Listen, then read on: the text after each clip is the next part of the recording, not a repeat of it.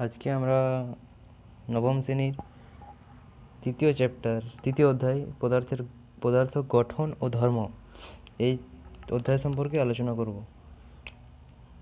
তোমরা ভিডিওটা মন দিয়ে দেখো। আমি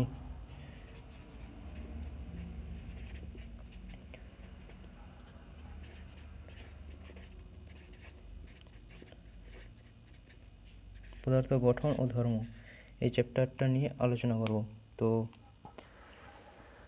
প্রথমে আসি চাপ জিনিসটা কি।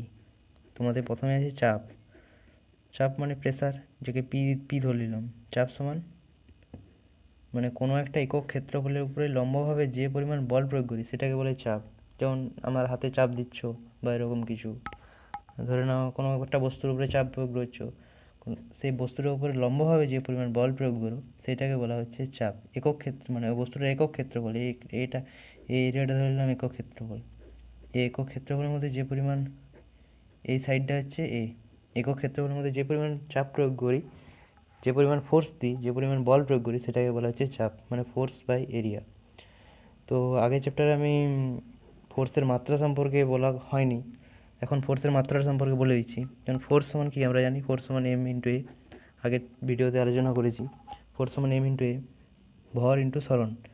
মাসের মাত্রা তো এম, বড়দের অ্যাক্সিলারেশনের মাত্রা, অ্যাক্সিলারেশন সমান কী বলে, ভরবেগের পরিবর্তনের হার, বেগের পরিবর্তনের হার হচ্ছে ত্বরণ। তো v two minus v one by t, এটা তো আমরা জানি এ সমান v two minus v one by t. মানে বেগের মাত্রা কি, বেগের হচ্ছে মিটার পার সেকেন্ড, আর টি হচ্ছে সেকেন্ড, মানে L per second to the power minus two, sorry L into second to the power minus two. এটা কারণ মিটার তো এল একক দিয়ে প্রকাশ করা হয়, মাত্রা দিয়ে, আর সেকেন্ড এস দিয়ে প্রকাশ করা হয়। তো এম এল সেকেন্ড টাইমটাকে L into T to the minus two এভাবে ডিনোট করা হয়। তো M L T to the power minus two. তো ফোর্সের মাত্রা হচ্ছে M L T to the minus two. এখন যদি আমি বলি চাপের মাত্রা কী হবে, এফ মানে M L T to the power minus two, চাপের মাত্রা এই বলের মাত্রা বাই এরিয়া। এরিয়া হচ্ছে যে এল স্কোয়ার, কারণ কারণ এরিয়া কি মিটার স্কোয়ার হয়, মিটার মানে তো এল স্কোয়ার। তো M L to the power minus one T to the power minus two, এটা হচ্ছে চাপের মাত্রা। চাপ চাপ জিনিসটা কী বললাম, চাপ জিনিসটা হচ্ছে যে কোনো বস্তুর উপর লম্বভাবে যে পরিমাণ বল প্রয়োগ করি, তো ওই বস্তুটার একক ক্ষেত্রফলের উপর লম্বভাবে যে বল প্রয়োগ করি সেটাকে বলে চাপ। চাপের আরেকটা নাম আছে ঘাত। চাপের আরেকটা নামকে বলা হয় ঘাত, এটা প্রবাহী ঘাত বলে। যেটা তোমার ধরো কোনো তরল পৃষ্ঠের উপর যদি লম্বভাবে বল প্রয়োগ করি সেটাকে ঘাত বলে, তরল পৃষ্ঠের উপর লম্বভাবে। এটা যেমন কোনো বস্তু ছিল চাপটা, ঘাতটা হচ্ছে তরল পৃষ্ঠ। তো ধরো এরকম একটা জার আছে, তরলের চাপটা বলে দিচ্ছি, তরলের চাপ জিনিসটা কী বলে, তরলের চাপ বা তরলের ঘাতটা। তো এটা তরল দাসে ধরে নিলাম। তো তরলের ভিতরে একটা এরকম ভিতরে ভিতরে একটা ছোটো দেখে চোঙ কল্পনা করিলাম, ভিতরে একটা চোঙ কল্পনা করলাম বা একটা চোঙ দিয়ে দিলাম। তো এই যার উচ্চতা যদি এইচ হয়, তো এইটার মাস যদি এম হয়, এই ছোটো চোঙটার, সেক্ষেত্রে এই যে এই এই এটা যদি এম ধরে নিই, এই পয়েন্টটা, যে এই যে ব্লকটা আছে এই ব্লকটার নিচের পয়েন্টে যদি এম ধরে নিই, এটা দুটোই সুষম। তাহলে এম বিন্দুতে চাপ কী হবে, এম পয়েন্টে চাপ যদি হয়, চাপ সমান পি সমান ফোর্স বাই এরিয়া। ফোর্স মানে হচ্ছে যে তরল পৃষ্ঠ যে পরিমাণ চাপ প্রয়োগ করবে, মানে তো তরল একটা চাপ প্রয়োগ করবে। যে মানে ধরো আমি একটা কোনো বস্তুকে যদি জলে ডুবাই, তো মানে তরলটা উপর দিকে একটা চাপ প্রয়োগ করবে, সেই চাপটাকে বলা হয় প্রবণতা। এটা জানি, প্রবণতা বলা হয়, সেটা জানি আমরা। তো এই প্রবণতাটাই হচ্ছে যে একটা ফোর্স। তো এই ফোর্সটার মান কত, এই ফোর্সটার মান হচ্ছে ভি ইন্টু রো ইন্টু জি, তো ভি রো জি, মানে এই যে উপর দিয়ে একটা ফোর্স ফিল করে সেটা হচ্ছে ভি রো জি, যেটা ভি হচ্ছে আয়তন, যে পরিমাণ আয়তন আমি ভিতরে ভরছি সেই আয়তনটা, আর রো হচ্ছে ঘনত্ব, আর জি হচ্ছে অভিকর্ষীয় ত্বরণ। তো ভি হচ্ছে আয়তন, তাই তো, ঠিক আছে। যদি বল হয় যদি কোনো বল হয়, গোলক হয়, সেক্ষেত্রে ভি হচ্ছে 4/3 আর কিউ। গোলকের আয়তন সূত্র, এই গোলকের আয়তন এটা। যখন ধরো কোনো আয়তক্ষেত্র হয়, আয়তক্ষেত্র হলে দৈর্ঘ্য ইন্টু প্রস্থ, সেক্ষেত্রে এটা এটা যেমন আমি একটা কিসের ব্লক নিয়েছি, যেমন ধরে নিলাম আমি নিচটা দৈর্ঘ্য ইন্টু প্রস্থ, তো আয়তক্ষেত্রে যদি হয় আয়তক্ষেত্রে দৈর্ঘ্য ইন্টু প্রস্থ ইন্টু উচ্চতা, আয়তক্ষেত্রের আয়তন মানে ক্ষেত্রফল ইন্টু উচ্চতা, আয়তক্ষেত্রের আয়তন হচ্ছে দৈর্ঘ্য ইন্টু প্রস্থ ইন্টু উচ্চতা। মানে মানে আয়তন জিনিসটা কি, আয়তন হচ্ছে যে কোনো একটা বস্তু, এই একটা বস্তু যদি আয়তন বলি, তাহলে বস্তুর আয়তনটা ভালোভাবে নির্ণয় করার জন্য ফার্স্টে বলবো এই যে এই এরিয়াটা ইন্টু উচ্চতা, এরিয়া ইন্টু উচ্চতা। এরিয়া ধরে নিলাম এটা এরিয়া এ, এই যে নিচে যেটা ডুবিয়ে দিয়েছি সেটা এরিয়া এ, ইন্টু উচ্চতা হচ্ছে এইচ দেওয়া আছে, এইচ ইন্টু রো ইন্টু জি, এটা হচ্ছে ফোর্সটা, প্লবতা ফোর্সটা, বা এ দিয়ে যদি ভাগ কেটে কেটে গেল, এইচ ইন্টু রো ইন্টু জি। কারণ এই যে এফ বাই এটা যদি এটা এরিয়া এ, তো তরলের এম বিন্দুতে যদি চাপ বলি, চাপটার মান হচ্ছে এইচ রো জি। তো এটা মূল জিনিসটা কি, মূল জিনিসটা হচ্ছে চাপ সমান চাপ সমান চাপ সমান বল বাই ক্ষেত্রফল, এটা মাথায় রাখতে হবে। ব্যাস, এই পুরো চ্যাপ্টারটা এই যতটা পড়ালাম, এটার মূল জিনিস হচ্ছে চাপ সমান বল বাই ক্ষেত্রফল। এটা তুমি যদি ভালো করে জানো, যে কোনো জিনিস বার করতে পারবে। তো আমি এরপরে বলবো চাপ। চাপটাই বলছি, চাপ হচ্ছে প্রমাণ চাপ আছে, তো প্রমাণ চাপ বলতে বোঝায় যে 76 সেমি পারস্তম্ভে যে পরিমাণ চাপ দেয় সেটাকে বলা হচ্ছে পারস্তম্ভের চাপ বা প্রমাণ চাপ। সেই প্রমাণ চাপটার মান কত হবে, এইচ রো জি। বললাম 76 সেমি পারস্তম্ভের চাপ, 76 সেমি বলেছি, মানে সবগুলো সিজিএসে করবো, সিজিএসে করছি। 76 সেমি, রো রো ঘনত্ব, পারদের ঘনত্ব হচ্ছে 113.596। এটা হচ্ছে পারদের ঘনত্ব গ্রাম পার সেমি কিউ, এত গ্রাম পার সেমি কিউ ইন্টু 980 ডাইন পার মিটার কিউ, ডাইন পার এই 980 সেন্টিমিটার পার সেমি স্কোয়ার, মানে এটা হচ্ছে জি এর সিজিএস এর মান হচ্ছে, যে এসআই এর মান হচ্ছে 9.8 মিটার পার সেকেন্ড স্কোয়ার, তাহলে সিজিএস এর মান হবে 980 সেমি পার সেকেন্ড স্কোয়ার। তো এটার পুরোটার মান আসবে 1.01 ইন্টু 10⁶ ডাইন পার সেমি স্কোয়ার। এটা হচ্ছে প্রমাণ চাপের মান, এটা হচ্ছে প্রমাণ চাপ। তো প্রমাণ চাপের মান হচ্ছে যে 1.1 ইন্টু 10⁶ ডাইন পার সেমি স্কোয়ার। এটা সিজিএসে করলাম, এসআইও তোমরা বার করতে পারো, এসআই তোমরা বার করে দেখে নেবে পরবর্তী ক্ষেত্রে।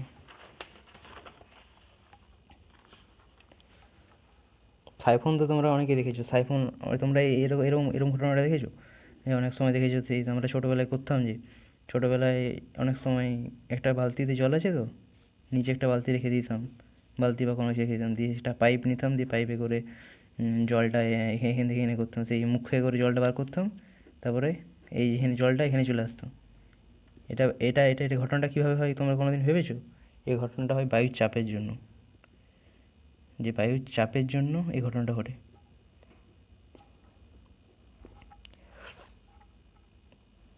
বায়ুর চাপের কারণে এই ঘটনাটা ঘটে। এটাতে তোমার এটা এটা ছোটোবেলায় তোমরা সবাই অনেকেই করে থাকবে, যে বালতির জলটা এখানে করে দিই, এটাকে বলা হয় সাইফন প্রক্রিয়া।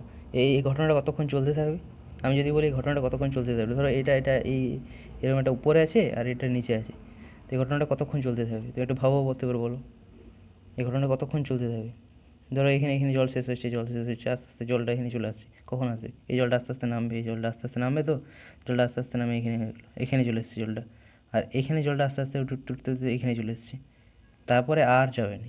দুটো যখন সমান সমান চলে আসবে, তখন আর সাইফোন কাজ করবে না, তখন একই বায়ুমণ্ডলীয় চাপ, একই উচ্চতায় হয়ে গেলো, সেক্ষেত্রে তখন আর সাইফোন কাজ করবে না।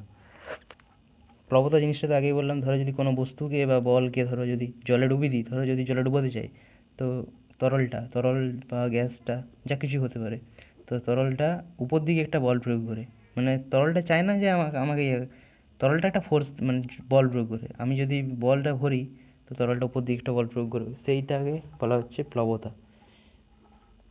এটা নিয়ে বিজ্ঞানী আর্কিমিডিস সূত্র আবিষ্কার করেছেন, ওই যে বললাম ভি রো জি, ফোর্স সমান ভি ইন্টু রো ইন্টু জি, এখানে ভিটা আয়তন মানে সবসময় এ ইন্টু এইচ হবে, এটা কোনো কথা নেই, এ ইন্টু এইচ মানে হচ্ছে আয়তন। তুমি যদি ধরো তুমি যদি কোনো ব্লক ভরো, ব্লক যদি ফেলো, কোনো ব্লক যদি ফেলো, সেটা ক্ষেত্রে এটা হবে। সেরকম যদি কোনো বল ফেলো, বলটা যদি পুরোটা ডুবিয়ে দিতে, বলটা যদি পুরোটা ডুবিয়ে দাও, তাহলে এক্ষেত্রে ভি হবে 4/3 পাই আর কিউ। কারণ এটা হচ্ছে গোলকের আয়তন। এটা যদি কোনো গোলক হয়, তো গোলকটার আয়তন হচ্ছে 4/3 পাই আর কিউ। তোমরা এটা অঙ্কে শিখবে, পরবর্তী ক্ষেত্রে ক্লাস 10-এই আছে, ক্লাস 10-এ বা তোমাদের ম্যাথ স্যারকে জিজ্ঞাসা করলে বুঝতে পারবে 4/3 পাই আর কিউ হবে। আর ঘনত্বের কথা তো আগেই বলেছি। ঘনত্ব হচ্ছে যে ঘনত্ব মানে রো সমান m/v, ভর বাই আয়তন। কোনো বস্তুর ভর বাই আয়তন হচ্ছে ঘনত্ব, মানে মানে ভর বাই আয়তন, গ্রাম পার সেমি কিউব। এটা হচ্ছে সিজিএস ইউনিট। আর মিটার পার এই গ্রামটা এরমভাবে লেখা হয় না, কেজি পাস মিটার কিউব। এটা হচ্ছে এসআই ইউনিট। গ্রাম কখনো এরকমভাবে লিখবে না, গ্রাম এরকম লেখাটা ভুল, গ্রাম এরকম লিখবে গ্রাম যদি লেখো, অথবা গ্রাম এরকম বাংলাতে লিখতে পারো, একই ব্যাপার। তো আর একটা হচ্ছে যে আপেক্ষিক গুরুত্ব। আপেক্ষিক গুরুত্ব আগে বলেছি। তো আপেক্ষিক গুরুত্ব এমন একটা ইউনিট যেটা কোনো একক নেই। আপেক্ষিক গুরুত্ব কোনো একক নেই। আপেক্ষিক গুরুত্ব জিনিসটা কী ওঠে? আপেক্ষিক গুরুত্ব জিনিসটা আমি যদি বলি, কোনো কোনো বস্তুর ভর, কোনো বস্তুর যদি ভর মাপি, আর কোনো বস্তুর যদি ভর মাপি, ধরো কোনো বস্তুর যদি ভর মাপি, আর কোনো বস্তু আমি লিখে দিচ্ছি, কোনো বস্তুর ভর, আরেকটা হচ্ছে 4 ডিগ্রি, কোনো কোনো বস্তুর ভর বা 4 ডিগ্রি সেন্টিগ্রেড উষ্ণতায় যে পরিমাণ বস্তু নিয়েছি, ধরো যে আয়তনের বস্তু নিয়েছি, ধরো ধরো ভি কোনো বস্তুর ভর, যে পরিমাণ বস্তু নিয়েছি, যে পরিমাণ আয়তনের বস্তু নিয়েছি, সেই পরিমাণ আয়তন যদি জল নিই, সমপরিমাণ যদি জল নিই, তাদের অনুপাত, যেটা 4 ডিগ্রি সেন্টিগ্রেড উষ্ণতায় সমপরিমাণ যদি জল নিই, তাদের অনুপাতকে বলা হচ্ছে আপেক্ষিক গুরুত্ব। আমরা যেহেতু জানি, প্রত্যেকে জানি যে আপেক্ষিক মানে অনুপাতের কোনো একক হয় না, সেক্ষেত্রে আপেক্ষিক গুরুত্ব তাই বলা যেতে পারে যে এর কোনো একক নেই।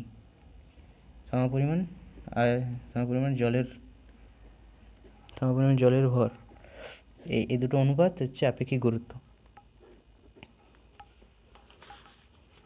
তো এবার আসছি পৃষ্ঠটান। পৃষ্ঠটান জিনিসটা কী বলো তো? পৃষ্ঠটান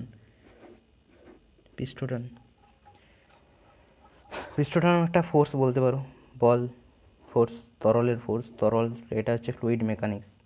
এই যে ঘটনাটা হচ্ছে, এই যে যতগুলো আমরা পড়ছি না, এগুলো সব ফ্লুইড মেকানিক্স বলা হয়।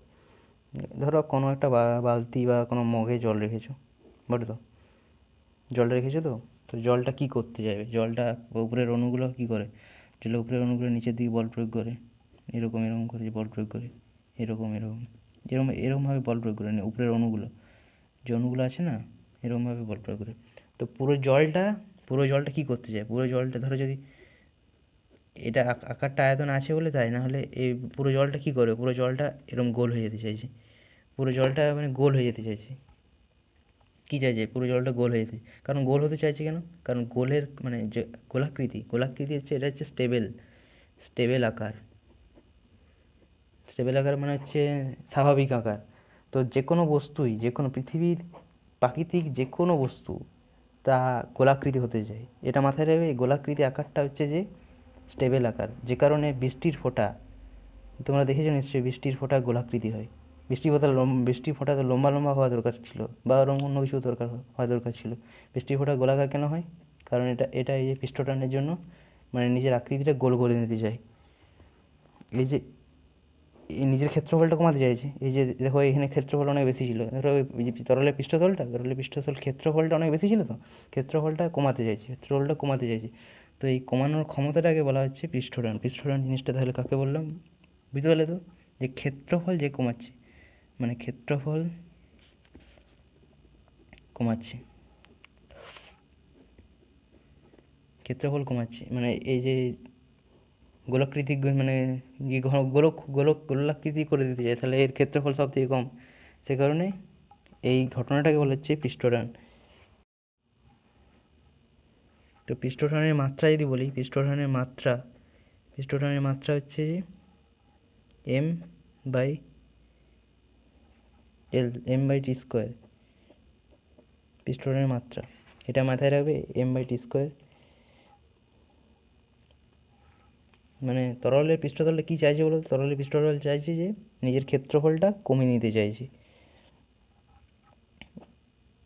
এবার ধরো আর উদাহরণ কী দেবো তোমাকে, যেমন ধরো তুমি কোনো ইয়ে আছে, কোনো ধরো তুলি, লোমের তুলি তো আছে, তোমরা অনেকে আঁকা আঁকা আঁকা শিখো, সেক্ষেত্রে একটা লোমের তুলি আছে, দেখবে লোমের তুলি জলে ডুবিয়ে দিলে ওই চারদিকে ছড়িয়ে যায়, বুঝলে? ওই লোমের তুলিগুলো চারদিকে ছড়িয়ে যায়, কিন্তু যখনই উপর জল দিয়ে তুলে নেবে একদম সব শুটিয়ে যায়। কারণ এটা কী জন্য হয়? এটা পিস্টনের জন্য হয়। আবার দেখেছো তোমরা যখন দেখবে ছাতা, ছাতা আছে তো, ছাতা দেখবে অনেক মানে কী বলবো, কাপড় তো ওটা, ছাতা যেটা আছে সেটা কাপড়। তো কাপড়গুলো দেখবে, মানে কাপড় তো মানে তাহলে জল এসে যাওয়ার কথা, কিন্তু জলটা ভিতরে যারা থাকে তারা জলটা কেন পায় না? তারা জলটা পায় না কারণ জলটা গড়িয়ে পড়ে যায়। কিন্তু যদি আমি ছাতার মাঝে যদি হাত দিই, আঙুল দিই, সেখানে একটা তরলের তরলের পৃষ্ঠটানের ফলে ওই ওই ওই যেখানে হাত দেবো সেখানটা ভিজে যায়, সেখানে হাতটা ভিজে যায় দেখবে, বা হাতটা ভিজে যায়, সেইখানটা থেকে জলটা পড়ে। এটা এই পৃষ্ঠটানের জন্যই হয়। আর একটা জিনিস আছে তোমাদের, ধরো ধরো অনেক সময় দেখেছো তোমরা যে সেই নদীতে সেই জল যায় তো, নদীতে বন্যা চলে আসে, বন্যা চলে গেলে উপরের জলটা অনেক স্পিডে চলে যায়, আর নিচের জলটা আস্তে আস্তে আস্তে আস্তে আস্তে যায়। উপরের জলটা দেখবে অনেক স্পিডে চলে যাচ্ছে, সেই হ্যাঁ মানে বান টান অনেক বড় বন্যা চলে আসে। তো এটা উপরেগুলো অশান্ত প্রবাহ চলে যায়, মানে এদিক ওদিক চারদিক ছড়িয়ে ছিটিয়ে চলে যায়। এরকম এটাও ফিজিক্সের নিয়ম অনুযায়ী হচ্ছে। মানে এখানে এই যে ধরো তরলের জলটা উপরে আছে, তো ধরো জলটা কোনো মাটির উপরে যাচ্ছে, তো উপরে জলটা বেগ অনেক বেশি, ভেলোসিটি বেশি অনেক, আর নিচের জলের বেগটা ভেলোসিটি অনেক কম। তো এই ঘটনাটা কেন হচ্ছে? এই ঘটনাটা হওয়ার কারণ হচ্ছে সান্দ্রতা। এই জিনিসটা কেন হচ্ছে এরা পুরো ডিটেলস তুমি ক্লাস 11-এ পাবে। তো এই সান্দ্রতা কী কী হয় আমি জিনিসটা হালকা করে বলে দিচ্ছি। এখানে তো এখানে মাটি আছে, তো মাটির অণুগুলো তো স্থির, এখানে অণুগুলো আস্তে আস্তে, এখানে মাটির অণুগুলো কী চাইছে? মাটির অণুগুলো চাইছে এই জলের অণুগুলোকে আটকিয়ে রাখতে চাইছে, জলের অণুগুলো এখানে আটকে রেখেছে, জলের অণুগুলো এখানে আটকে রেখেছে, আর মানে এইভাবে মানে এদিকে একটা বল প্রয়োগ করছে, জলের অণুকে এদিকে একটা বল প্রয়োগ করছে, মানে যাতে এই জলের অণুটা কাছ থেকে দূরে না যায়। তাহলে মাটির থেকে যেগুলো দূরে আছে, যে জলের অণুটা, সেটা তাড়াতাড়ি করে বেগটা বেশি হয়ে যায়। এটা পুরো ডিটেলস আছে, ক্লাস 11 আছে, 9-এর সিলেবাসে এতটা এখনও নেই। আরেকটা প্রবাহ আছে যেটা হচ্ছে ধারারেখ প্রবাহ, আরেকটা অশান্ত প্রবাহ। দেখবে তোমার অনেক সময় কোনো সময় জল যায় এক লাইনে যায়, মানে একটা সরলরেখায় যায়, একটা সরলরেখায়, দেখবে অনেক ধীর গতিতে যায়। অনেক সময় নদীতে মানে খুব কমই দেখা যায়, এরকম এরকম জিনিসটা খুব কমই দেখা যায়, বা বাস্তবে মানে হয়ই না বলে চলে। শান্ত প্রবাহ। অশান্ত প্রবাহ হচ্ছে যেগুলো তোমার মানে ধরে সোজা যাচ্ছে বেঁকে গেলো, সোজা যাচ্ছে বেঁকে গেলো, এবার বেঁকে চলে গেলো, বেঁকে চলে গেলো, এই বেঁকে চলে গেলো, মানে অশান্তভাবে প্রবাহিত হয়। এই যে ধারারেখ প্রবাহ প্রবাহিত হয় না বাস্তবে, এটা বাস্তবে হয় না, কিন্তু এটা বাস্তবে হয়। এই যে এভাবে জলের ধারারেখাগুলো প্রবাহিত হয়, এইটাকে বলা হচ্ছে অশান্ত প্রবাহ। এইসব ঘটনাগুলো হচ্ছে কারণ হচ্ছে সান্দ্রতার জন্য। সান্দ্রতা মাপার একটা নিয়ম আছে, সান্দ্রতাঙ্ক হয়, সান্দ্রতাঙ্ক একটা ধ্রুবক, সান্দ্রতাঙ্ক সান্দ্রতাঙ্ক বলে একটা ধ্রুবক আছে, যেটা এরকমভাবে প্রকাশ করা হয়, সান্দ্রতাঙ্ককে এরকমভাবে প্রকাশ করা হয়।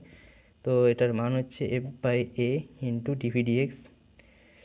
এটা তোমরা পরে বিস্তৃতভাবে জানতে পারবে। ডিভিডিএক্সটা হচ্ছে যে ভেলোসিটি গ্রেডিয়েন্ট, এ হচ্ছে এরিয়া, এফ হচ্ছে ফোর্স মানে এইদিকে যে ফোর্সটা প্রয়োগ করছি, মানে এদিকে আটকিয়ে যে রাখছে, মানে যে আটকিয়ে রাখার যে ফোর্সটা, সান্দ্র বল, এটাকে বলে সান্দ্র বল। এই সান্দ্র বল, এটা হচ্ছে সান্দ্রতাঙ্ক। এভাবে পরবর্তী ক্ষেত্রে আছে, তোমরা ভালো করে বুঝতে পারবে। আর পরবর্তী ক্ষেত্রে আমি ভিডিও করব। আর একটা জিনিস বলছি তোমাদেরকে, ধরো কোনো একটা পাইপে জল যাচ্ছে, ওটা তো এখানে বড় পাইপ, এখানটা মোটা ধরে নাও, আর এখানটা সরু, এখানটা সরু।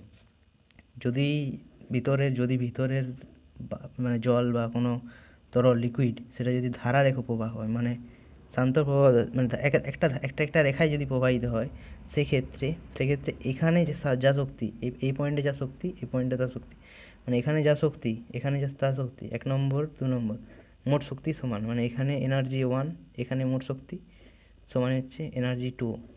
মানে এখানে কী কী শক্তি আছে, এখানে তরলের চাপ শক্তি আছে, তরলের চাপ শক্তি আছে প্রথমত। দ্বিতীয়ত এটা জলের কতটা উপরে আছে মাটি থেকে, এটা হচ্ছে হাইট, উচ্চতা, H1 ধরে নিলাম, এটা H2। এটা এখানে স্মৃতিশক্তি আছে, মানে মানে mgh, এখানে একক আয়তনে ভর ইন্টু অভিকর্ষের ত্বরণ into H1 plus half m v1 plus m v1 square. এখানে জলের বেগ হচ্ছে v1, এখানে জলের বেগ হচ্ছে v2, জল বা যে কোনো লিকুইড। তো এখানে টোটাল এনার্জি, এটা হচ্ছে কাইনেটিক এনার্জি, মানে এটা হচ্ছে স্থিতিশক্তি, এটা গতিশক্তি, এটা হচ্ছে পোটেনশিয়াল এনার্জি, এটা কাইনেটিক এনার্জি, আর এটা হচ্ছে চাপ শক্তি। এখানে এখানে এই পয়েন্টে চাপ শক্তি, মানে এটা যদি P1 হয়, এটা যদি P2 হয়, এখানে মোট চাপ শক্তি plus mgh2 plus half mv2 square. এটা হচ্ছে মানে মোট শক্তি ধ্রুবক, এটা মাথায় রাখতে হবে। পুরো ইউনিভার্স, পুরো যে আমাদের বিশ্ব ব্রহ্মাণ্ড আছে, বিশ্ব ব্রহ্মাণ্ডের মোট শক্তি ধ্রুবক। এই সূত্রটা কাজে লাগে পৃথিবী ফিজিক্সের যে কোনো সূত্র, যে কোনো অঙ্ক হয়ে যাবে। এই মোট শক্তি ধ্রুবক, মোট শক্তি মানে শক্তিটা কী হয়, শক্তিটা একটা থেকে আরেকটাতে পরিবর্তিত হয়, একটা থেকে আরেকটাতে পরিবর্তিত হয়, কিন্তু মোট যে শক্তি আছে, শক্তির পরিমাণ সেটা ধ্রুবক।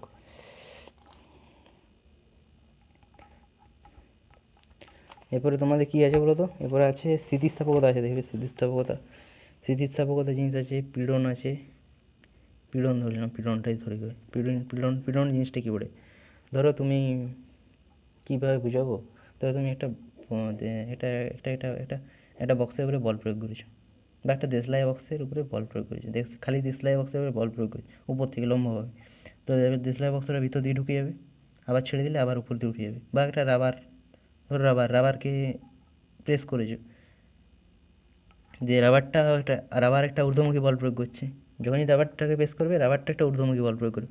সেই যে ঊর্ধ্বমুখী যে বলটা প্রয়োগ করছে, যেটা ভিতর থেকে যে বলটা প্রয়োগ করছে, এই যে ভিতর থেকে এই বলটা এই ফোর্সটা বা এরিয়া, যে পরিমাণ এরিয়া, এখানে ধরলাম এরিয়া, উপরে এরিয়া আছে, তো যে পরিমাণ যে ক্ষেত্রফলের বুদ্ধি যে ক্ষেত্রফলে কাজ করছে, সেটাকে বলা হচ্ছে পীড়ন।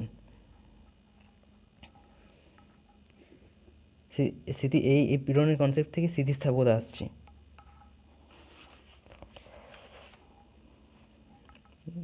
ধরো তুমি ধরো তুমি কোনো স্প্রিং আছে, তো কোনো স্প্রিং, এটা নর্মাল স্প্রিং, এটা তোমার স্বাভাবিক অবস্থা, তুমি এটাকে টেনে লম্বা করে দিলে বা কম্প্রেস করে দিলে, আরও এটা চিপে দিলে আর এটা টেনে দিলে কী হবে, এটা করে দিলে, তারপর আবার ছেড়ে দিলে, তাহলে আবার পূর্বের যে অবস্থা ছিল সেই অবস্থায় চলে আসবে।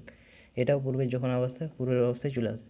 তো এই ঘটনাটা, এই ঘটনাটা বলা হচ্ছে স্থিতিস্থাপকতা, নিজের অবস্থা চলে আসছে। তাহলে এইটা এদের দুজনকার ভিতরে একটা অভ্যন্তরীণ ফোর্স সৃষ্টি হচ্ছে, অভ্যন্তরীণ শক্তি সৃষ্টি হচ্ছে। যে অভ্যন্তরীণ ফোর্স সৃষ্টি হচ্ছে, সেটা যত এরিয়ার মধ্যে কাজ করছে, যে যত ক্ষেত্রফলের মধ্যে কাজ করছে, সেটাকে বলা হচ্ছে পীড়ন।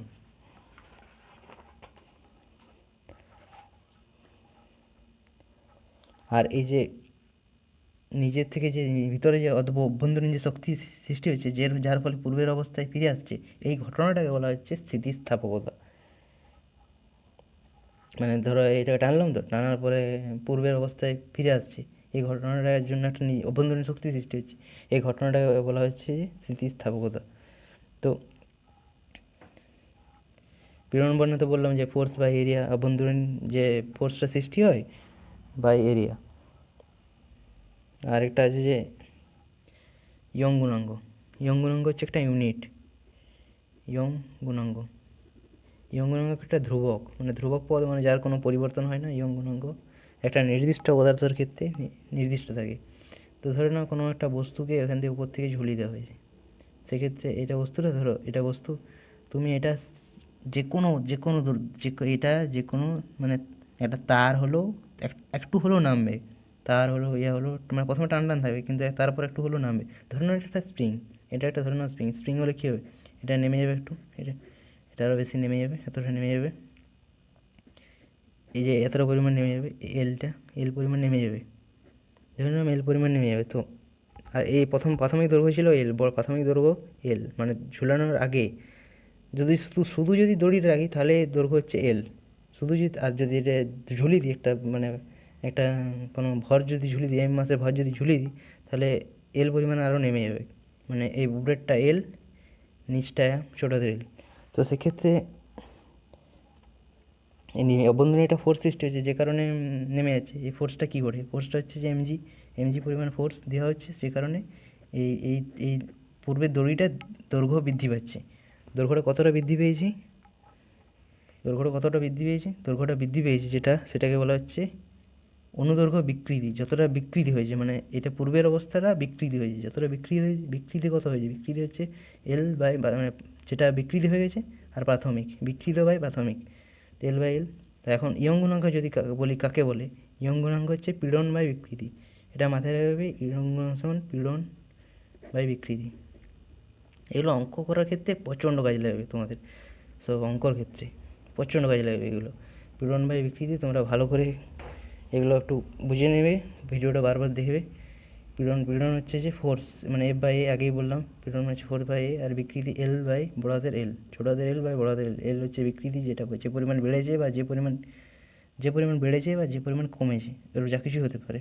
তো এল বাই বড়াদের এল, এফ বাই যে পরিমাণ এরিয়া, ধরে নিলাম এটা একটা নির্দিষ্ট এরিয়া আছে, ওই যে ব্লকটা দিয়েছি সেই ব্লকটা একটা নির্দিষ্ট ক্ষেত্রফল আছে, সেই ক্ষেত্রফল, আর একটা অভ্যন্তরীণ শক্তি, একটা যেটা অভ্যন্তরীণ শক্তি এফ সমান এমজি।